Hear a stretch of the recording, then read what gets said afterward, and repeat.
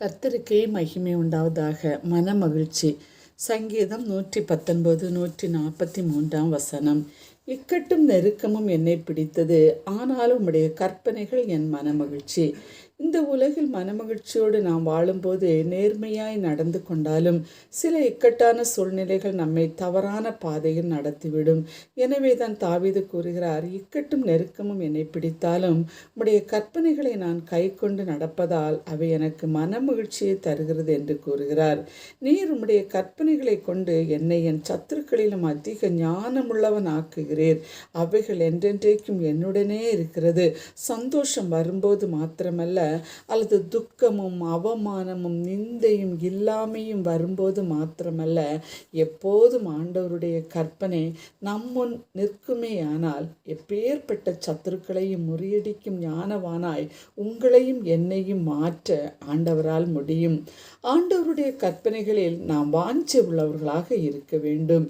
யோசுவாவை பார்த்து ஆண்டவர் கூறுகிறார், நான் மோசேயோடு இருந்தது போல உன்னோடும் இருப்பேன். எப்போது என்றால், அவர் மோசேக்கு கொடுத்த கற்பனைகளை கை கொண்டு நடக்கும் போதுதான் இந்த நிகழ்வை காண முடிகிறது. மாத்திரமல்ல, உன் வாயை விட்டு பிரியாதிருப்பாயாக என்று கூறுகிறார். எவ்வளவு பிரியம் தான் படைத்த மானிடர் மீது என்பதை நினைக்கும் போது மெய் சிலிக்கிறது. பிரியரே, நம்மை நேசிக்க தன்னோடு சேர்த்து கொண்டு அதிக ஞானம் உள்ளவர்களாய் மாற்ற ஒருவர் இருக்கிறார். அவரை விடாமல் பற்றி கொள்வோம். தானியேலை போல, தாவீதை போல அந்தி சந்தி மத்தியான வேளைகளிலும் அவர் பாதத்தை பிடித்து முத்தம் செய்வோம்.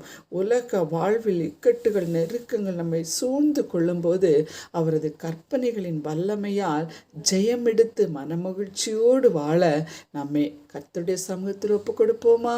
ஜெபிப்போம். அன்புள்ள இயேசுசாமி, இந்த நல்ல நாளுக்காக உமக்கு நன்றி. நாங்கள் நிர்மூலமாகாமல் இருப்பது உம்முடைய சுத்த கிருபை.